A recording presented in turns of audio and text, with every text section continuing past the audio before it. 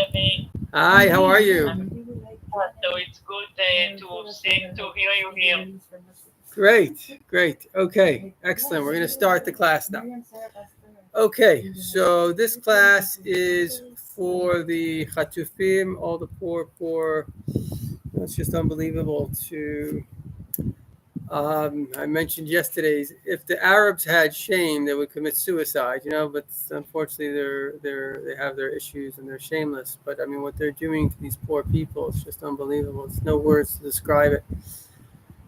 A religion based on sadism and evil. It's unbelievable. But be that as it may, Hashem should help. Hashem's all powerful. I was learning, I'm translating this book from the Baal Shem Tov, so I'm going through some quotes. So the Baal Shem Tov says that basically, like, one of the main, if you want to call it meditations, ideas, the way we break the klippa, is that we realize that every single thought that everybody has, every movement, everything you see, everything you hear, every way the planet turns, anything that ever happens comes from Hashem.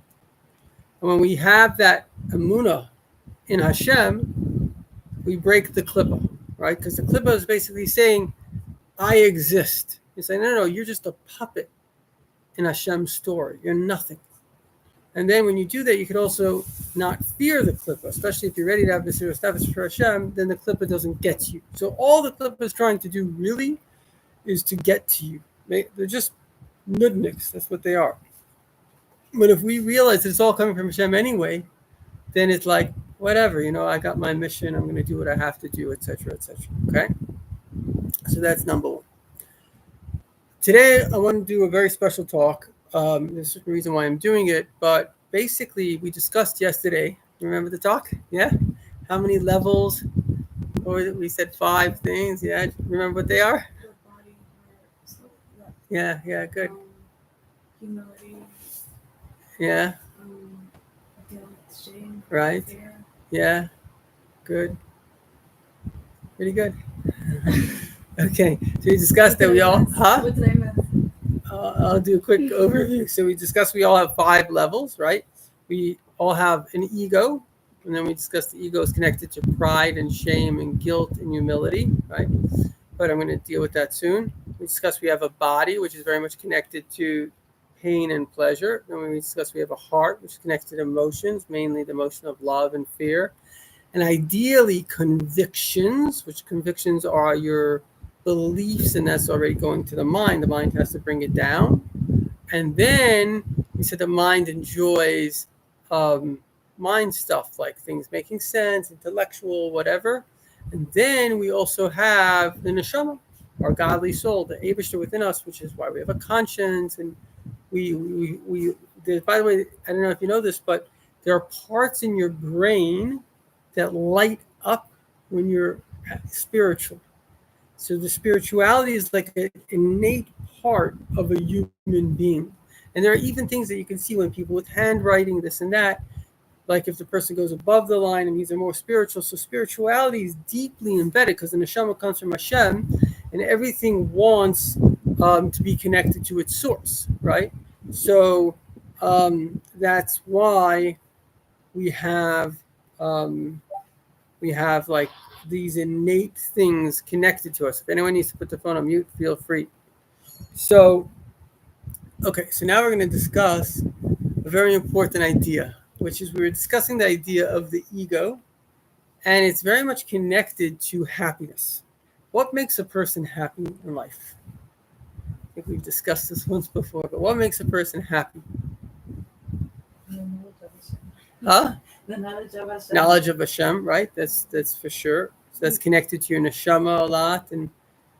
But there's a very interesting thing of what makes someone happy, and it's actually the ego. In other words, the expansion of self.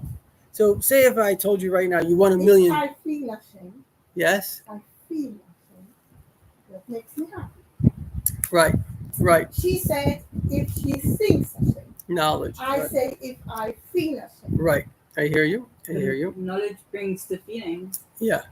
Not always. It's true. Sometimes feelings come from the depths of the heart, and you don't even have to have knowledge.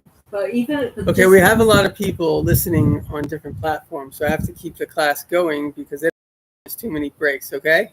I'm sorry. But the point that you're saying, and I think you were really saying the same thing when you said knowledge of Hashem. I know, Ronnie. She meant feeling it. But the point is a good point.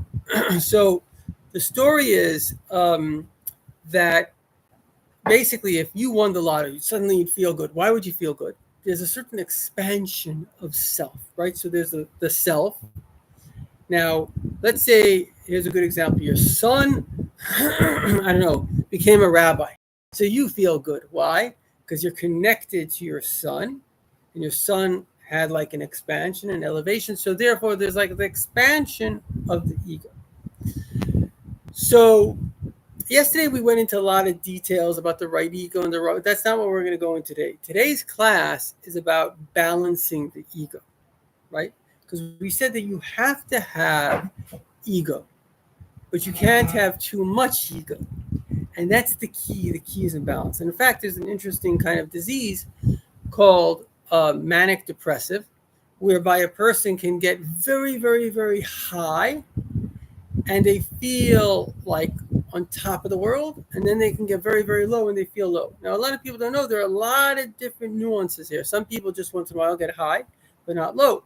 Other people once in a while, they call it unipolar. They go low, but not high. So there are different nuances. And all these things, I don't know if what I'm saying is true or not. I'm not trying to knock out, God forbid, medical science, and there are times to go to psychiatrists, etc. However, I have a friend who's a big researcher in psychology, and he says it could very well be that it's not the chemical that's making you feel this way, it's the emotion that's making the chemical. Okay, again, it's not the chemical that's making you feel high, it's your psychological emotion which is creating the chemical, which is true. If you feel sadness, there'll be certain sadness chemicals in you. If you feel happy, you'll be happy. We create chemicals within ourselves. Okay.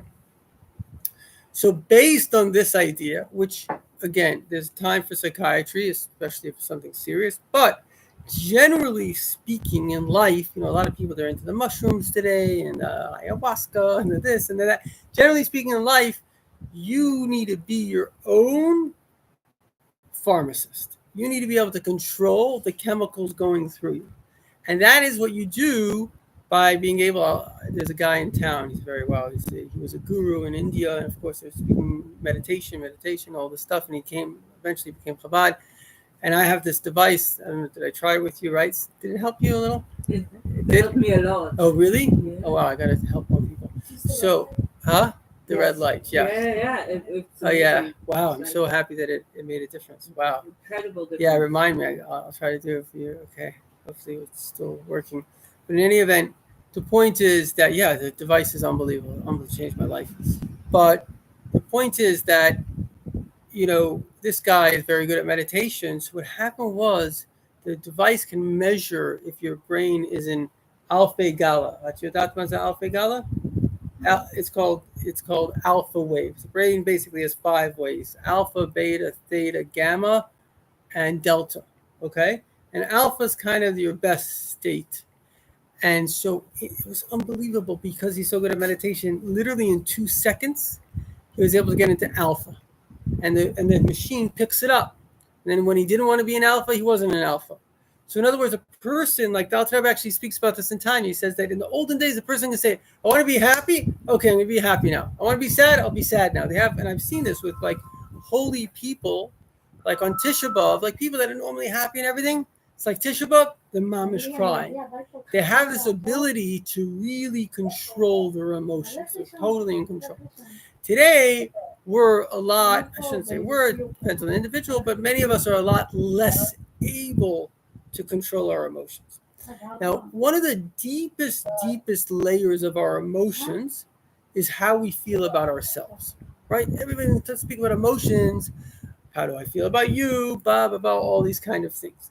But actually, how do you feel about yourself is probably one of the most important emotions that you can possibly have, right? So we said yesterday that shame is not good, because shame is you feel bad about yourself. And in fact, the Baal Shem Tov says that Baal Shem Tov says that more than the Yetzer Hara wants us to sin, he wants us to feel guilty that we sinned. The Yetzer Hara is totally about shame. We said this before. What is bullying? What is anti-Semitism? All of it boils down to one thing. Those that are feeling shame are trying to shame those that are not, right? It's a jealousy of people that are not feeling shame. So therefore, Malchus, nidme li this week is talking about shame. oh, good. I want to take a look. Thank you. So if anybody ever shamed you, I'm sorry, but you didn't deserve it because really it was just coming from a place. In fact, it happens in weird ways because people know that they can't just go over to somebody and say, wow, you're just bad. Like, what? I don't think I'm bad. Why would you say that? So the brain, right? A lot of people, oh, Izzy, Shalom Aleichem, no problem. Welcome. So the brain, whenever you have a desire, the brain is like the internet. Where do you go on the internet? Wherever you want to go. It says in Gemara, your feet go where the heart desires. So your brain basically is going where your desires are. And so when you, chas v'shalom, have a negative desire, let's say the desire of jealousy, it's interesting, the only emotion that we're commanded in the Ten Commandments is don't be jealous. Why? Because jealousy is kind of the worst emotion that exists. Why? The person that's, let's say, a Russia, I don't know, he's a thief or something. He knows he's a thief. It's not that hard to overcome it, right? The Jewish people, we were guilty of the sins of murder, idolatry, adultery, and we went into exile. And 70 years later, boom, we're back. Everything's okay. We did tshuva. We never went back into those sins. Why was the second Beis Hamikdash destroyed? Sinas Chinam. And it says the first Beis Hamikdash was destroyed for sins that we knew about. Then we rectified it. 70 years later, we were back. But the second Beis Hamikdash, which was destroyed for Sinas Chinam, which is just kind of jealousy and hate, and the Jews were Talmidei Chachamim, and they were from, and they were keeping kosher, and they were giving stuff, and they had everything except for this one thing. This is the sin it says that we don't know about. So the question is, what do you mean you don't know about this sin? It's a very clear, straightforward sin that the rabbis told us we did. It's black and white. It's in the Gemara. The answer is that it's a sin that nobody thinks they're doing. Because sinas chinam. In other words, if a person is chas v'shalom, I don't know, they steal from somebody else. They know they're sinning, right? It's not like they think that I'm not sinning. But when a person is mean to someone else, they think the other person deserves for me to be mean to them. I'm being mean to them because they're bad. I'm rectifying the situation, right? So the point is that the brain is basically working for the heart, is working for you, unless what you want is the truth. And then the brain's going to help you get the truth. But many times, it's not what people are looking for. What are they looking for? They're looking to fulfill their desires. Now, what happens if your desire is jealousy? Your desire is to put the other person down. So now you're not going to admit to yourself that you're bad. Nobody admits to themselves. How many people get up in the morning to do something? Oh, there's a lot. We're surrounded by many countries that do that every day. You're from a very beautiful culture that everybody's nice and decent. But in the world, I would say the majority of the world live in a certain state of negativity. Just I don't want to mention countries, but we were mentioning this other day. There's certain countries that when it first opened up, people were told don't smile. Because if you smile, people think you're up to something sadistic. In Europe. It's different places. And in this culture, I'll mention in the Arab culture, even though there are many beautiful, amazing Arabs, but very much in the Arab culture, there's an Arab line, me against my father and I against my cousin and I against the whole world. It's called a zero-sum game where everybody thinks everybody is out to get them. And that's why, by the way, one of the reasons the Arabs actually think that we are their enemies. We're not. Jewish people are open. The fact is that it's the most free country for Arabs. But when you have a thought about someone else, if you have a subconscious desire to hurt them, you think that, but Rashi says this, people think that the other person thinks about them the way they think about the other person. So therefore, it's a whole story that goes on. People think that the other person thinks about them the way they think about them. So you'll see this very clearly. So a little story of Shem, very sad story. This kid was a 5-year-old kid, and he saw his whole town, I think it was in Germany, his whole town being like wiped out by the Nazis in Yamach Shimon. And he was, what was the story? Maybe he was in a tree or somewhere else. And so he's a 5-year-old kid. He's got to survive, right? No. So he thought to himself, the kid must have been a genius, or God was helping him. So he thought to himself, like, it can't be that all people are bad. Some people are good and some people are bad. And he went around in this town, or a different town, like your town, and we go to the German women there and ask them for food. And he survived the Holocaust as a 5-year-old kid, asking German women for food. Now think about that. The psychological thing that is interesting to me is that he had the capacity to say not everybody is bad. But what if he would have said everyone is bad? He would have been living off berries in the forest. So the point is that very much the way, and this is one of the most important ideas of Chassidus, is don't think that because somebody hurts you, people are bad. Everybody has a Yetzer Tov, even Av has a Yetzer Hara. And that's the ability to be able to say this person is trapped by his Yetzer Hara. That's the whole thing of Tanya. And it's a very important thing. Why? Because so many people in the world, they walk around bitter. They've been hurt. And they really have been hurt in very bad ways sometimes. But the question is, do you do what the person that hurts you subconsciously wanted? Or do you somehow get over it and say, you know what, not everybody's bad. That was the Yetzer Hara. And I have a Yetzer Hara too, right? I remember this guy, I met him, he was in Kansas City, very smart guy. He's a neurosurgeon, he came from Russia, he realized that there's an Eibishter. So he said to me, you know, you're a nice guy. He says, but if circumstances were better, you wouldn't be nice. He's right. There were times in my life that I was under a lot of pressure, and I've seen the jealousy in my own life. It's 100% true, right? Because when you're under that pressure, basically, when you're feeling misery, you become jealous of the person that's not. It's just the way it goes. And when you feel jealous, your mind comes up with ways of harassing them. And you don't even know it. Because you're like, Baal Shem Tov says, if you see somebody's tefillin is off, it's because you're jealous. If you, and I'll say that even in my own life, that I went through a stage of being judgmental of other people. And that's because I was judged and I took it too serious, or maybe I was in a state of anxiety. And so because of that, I was judgmental. Now, Baruch Hashem, I'm not in that state. So I'm very open. Now, which one is true? Are people as nice as I think they are today? Or are people as messed up as I thought they were yesterday? The answer is both of them are a little bit true. But which one am I seeing? It shows more about where my state is, because both of them are somewhat true. In fact, it says that in Shemayim there are two heichalos. There are two, how do you say a heichal? Chamber, yeah, thanks. There are two chambers. And the first chamber is a chamber of zechus. They can find in the worst Russia of zechus. Even Yashka, by the way, is coming back in Yemaisa Mashiach. And and there's a chamber of chiyuv, of like judgment, and they can find in the best tzaddik something wrong, right?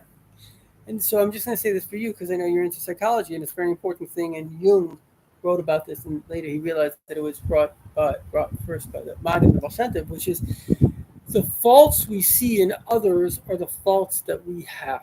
So when you're walking around, you're seeing people that, wow, that person is a rude person. Really, if you're in a positive state, you're not going to see it so much. And if you do see it, it's not going to irk you. It'll be like, oh, well, maybe I could. You won't like, there's a good modern word, it's called trigger. It's not going to trigger you. The things that are triggering you are because on some level you have that yourself and you're in a denial. And therefore Hashem shows you by somebody else in order for you to work on it. You're smiling. You agree? To an extent. Yeah. Okay, cool. Yeah, so it's anyway, so I write about it in my book, Kabbalah Love. When we see very kitzoni, things very kitzoni. So a person behaves very, very kitzoni. Yeah. So how do you have to look at it? It's not normal. It shouldn't be like that. And Yeah. I'm just saying, he's schizophrenic. Well, I know a woman. She comes to she just starts yelling the whole time. Right. Nobody can. Right. Nobody can dance with her because I she's hear you. yelling the whole I time. hear you. I'll explain that in a second. I just want to say, just before I explain that what was I going to say? Okay, let me answer that. So it's very interesting because you could also say something else. You could say maybe Hashem is showing this to me not to help myself, but to help them. Which one is it? So the answer is it depends. When you see this woman that's kitzoni, right? For example, I was on a bus going from Brooklyn to Muncie, and there was a lady. She was like out of her mind. Like she was like talking to all the women there. It's like, yeah. She was like shouting at them for speaking. Oh, you're speaking. How can I speak? She was like, it's not nice to say she was out of her mind. She was in emotional difficulty. Let's say it that way. And so it's interesting because most people didn't really deal with her, and some people shouted at her, but I understood what was going on. And then I turned to her and I actually said, it's not nice what you're doing. And she engaged me in conversation. Oh, well, but we had a conversation about it. So ultimately, she was feeling lonely. That was her issue. She was jealous of these other girls that had friends and this and that. So by me reaching out to her, wasn't sure what the reaction would be, but it was actually a good reaction. Somebody's looking at me. Somebody's caring about me. We created a conversation, and she relaxed. Why am I saying this? Because I didn't get irked by what she was doing. It wasn't bothering me. In fact, it wasn't even against me. It was against the woman's side of the bus, right? But the point is that it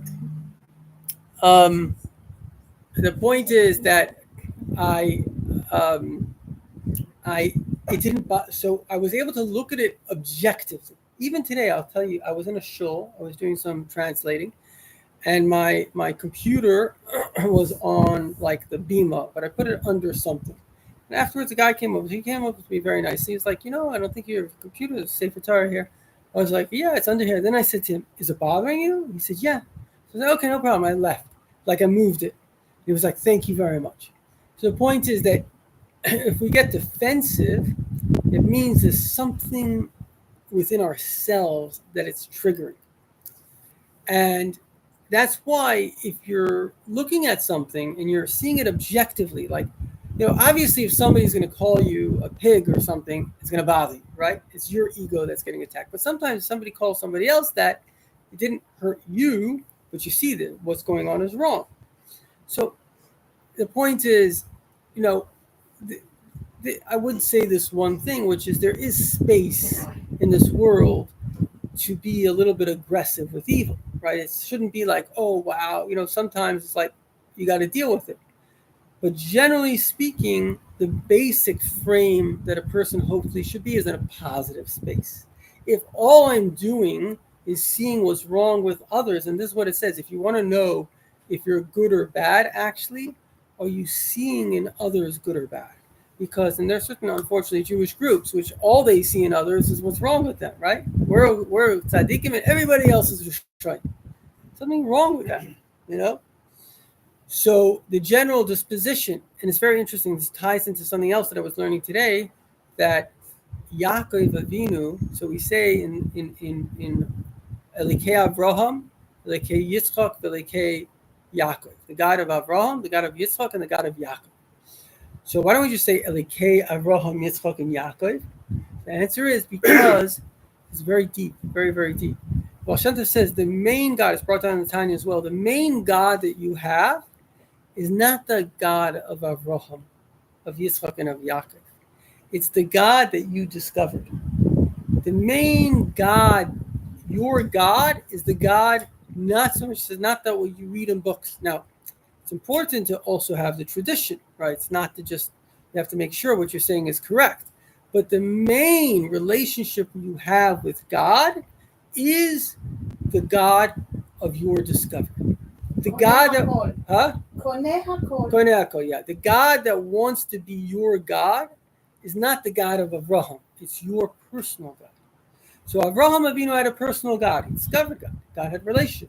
Yitzchok Avinu had a personal God. In fact, he disagreed somewhat with his father. His father was all chesed, and he realized only chesed. You know what chesed is? Only chesed isn't okay. So you also need gvura. Yitzchok is mainly gvura, pachad Yitzchok. And Yaakov realized that gvura itself is not a problem. We find that Yaakov had mitosei shlema. All of his children were holy, except that Avraham and Yitzchak. Avraham gave birth to Yishmael, who's called Chesed of Klippos. Till today, the Arabs are very warm people. In terms of hospitality, they receive that trait from Avraham Avinu, and they're very hospitable. They have a certain quality, but it's the quality of Klippa, because it's very much about me and my ego and the way I look. Right? There was a sheik. He made an island for his 10 wives and his 45 children. You know what I mean? And there's another sheik that painted his yacht $10 billion in gold. Another one that he made his name in sand.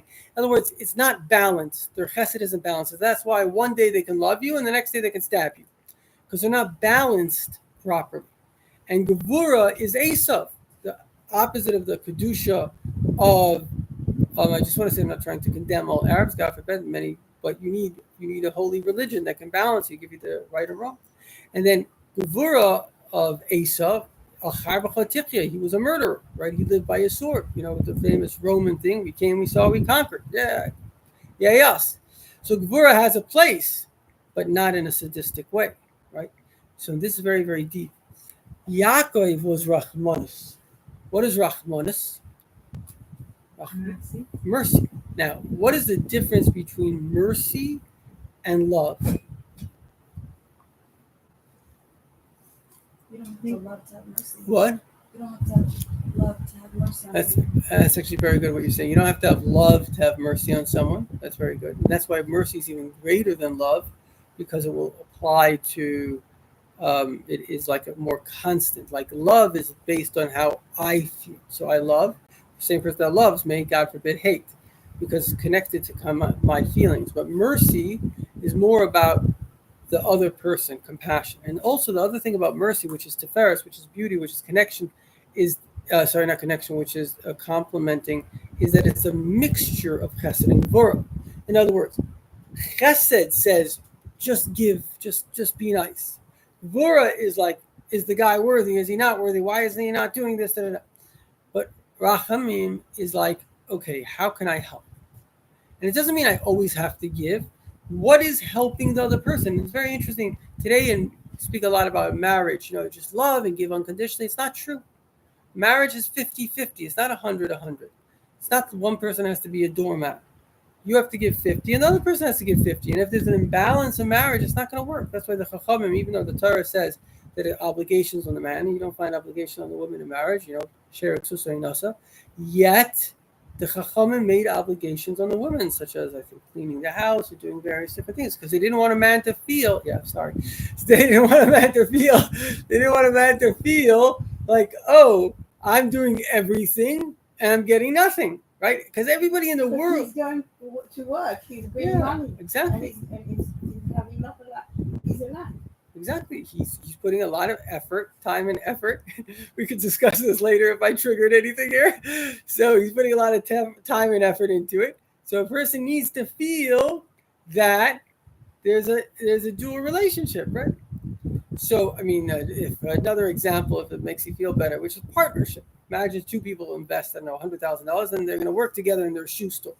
One guy comes every day, the other guy doesn't come every day. How's he going to feel? He's going to feel it's not fair, right?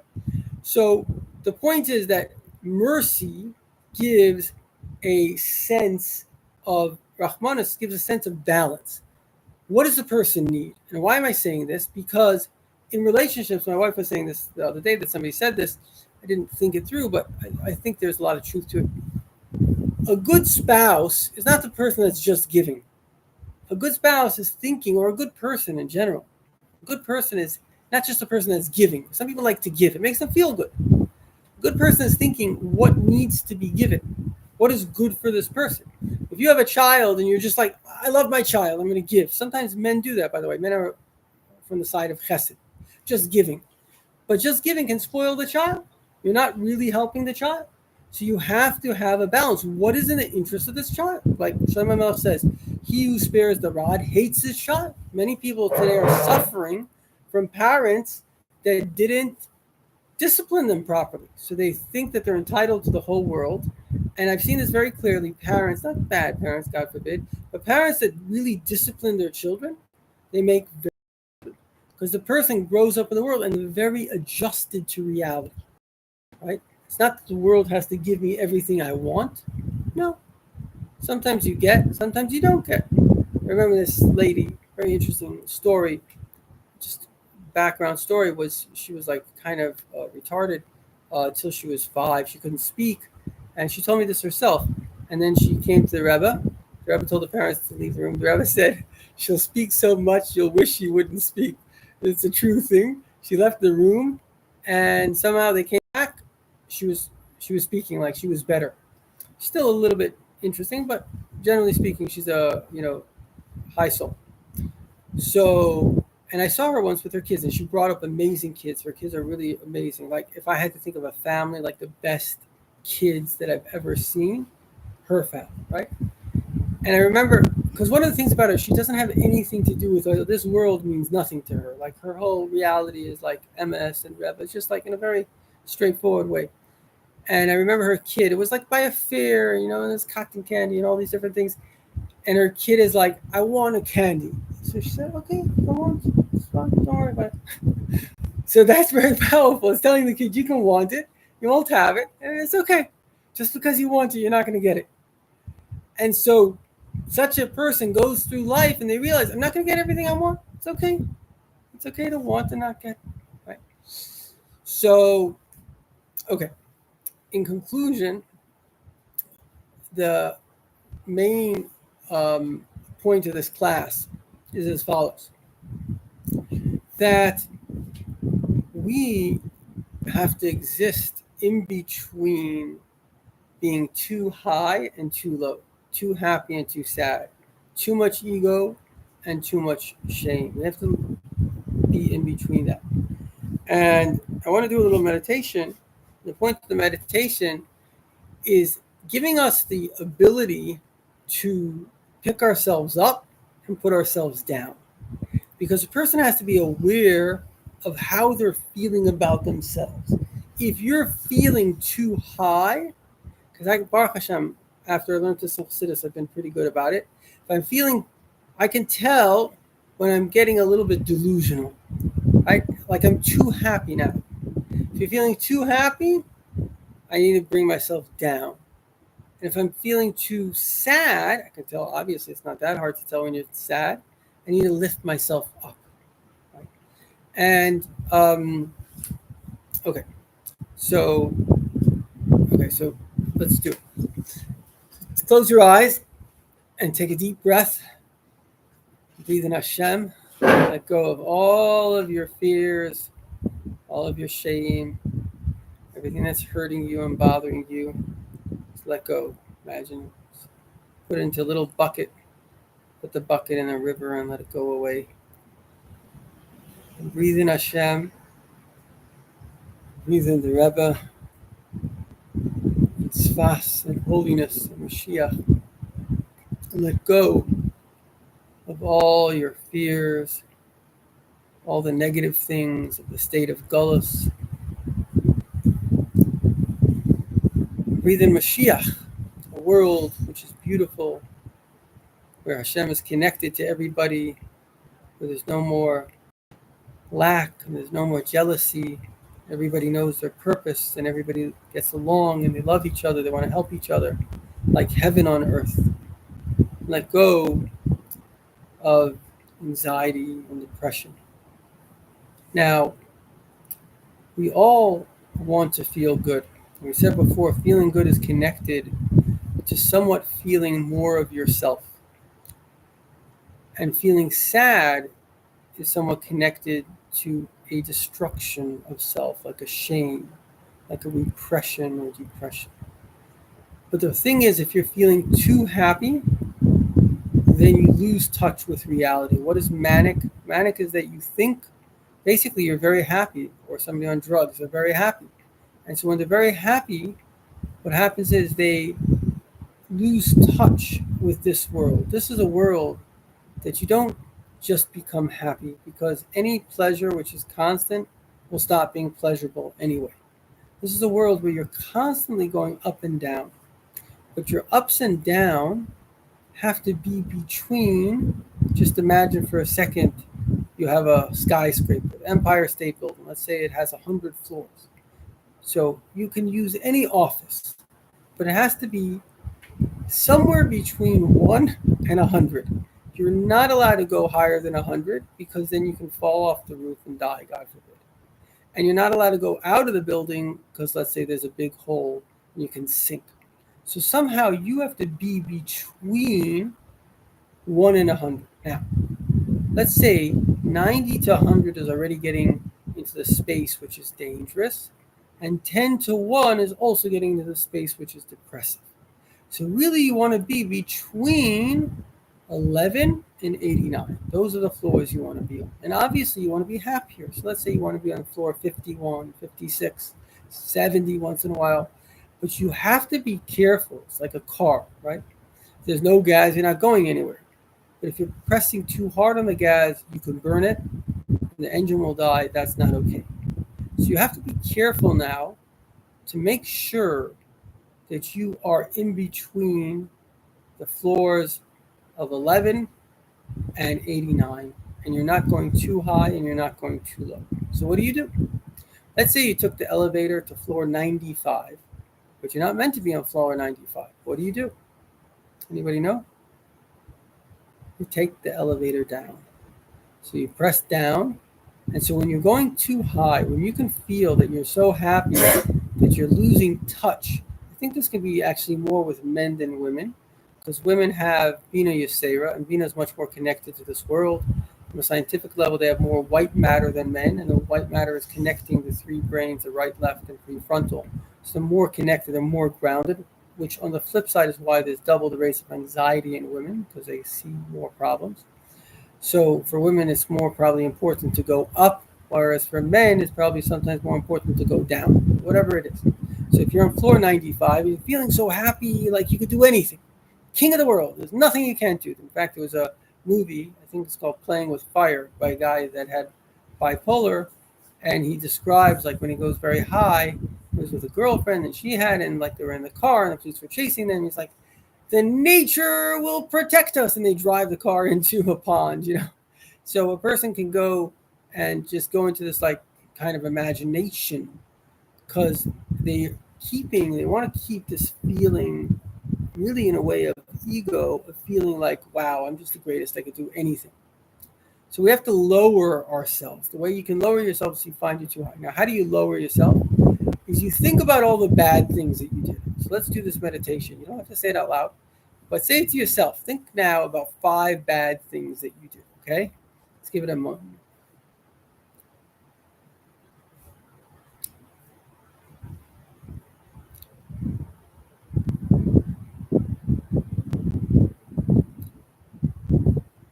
Okay. Now, do you feel a little bit lower from doing that? You feel like, wow, maybe I'm not the best. Maybe I'm not the greatest. But this is a very powerful meditation that's brought down in Chassidus to lower your ego. It's called Mara de Chushbana. Think about the bad that you do or you did, and it lowers your ego. Now, let's pick ourselves up. Let's say we got to floor 5. We don't want to be on floor 5. We want to be happy. So let's pick ourselves up. So first of all, you can say sorry to Hashem for the bad and make a good resolution for the future. And Hashem, as soon as we do it, rectifies it. Obviously, we hurt somebody, we have to say sorry to them. But this is the way it goes. So let's rectify it by saying sorry. And now let's think about 5 good things that we have.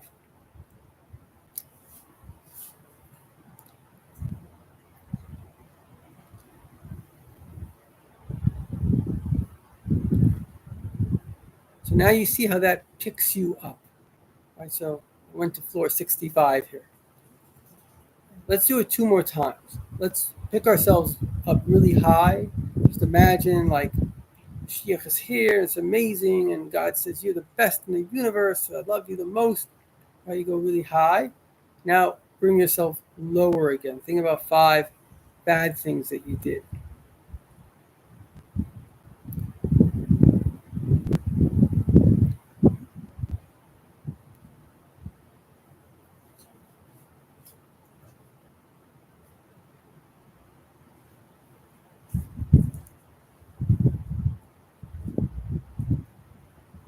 Okay, so that lowers you.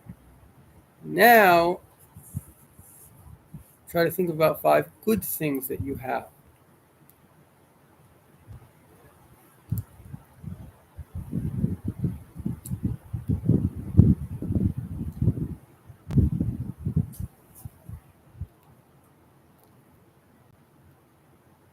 And that picks you up. Okay, we're going to do it one more time to practice this. So, go a little bit into a delusion. I'm the best. I'm the most amazing. Hashem loves me the most. And then, now lower yourself down. 5 bad things.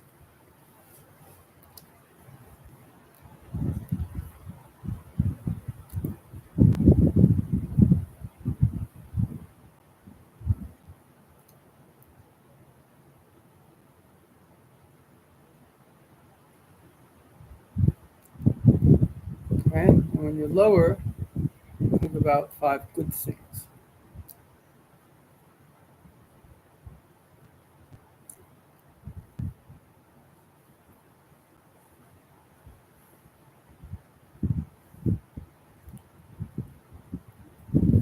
Okay.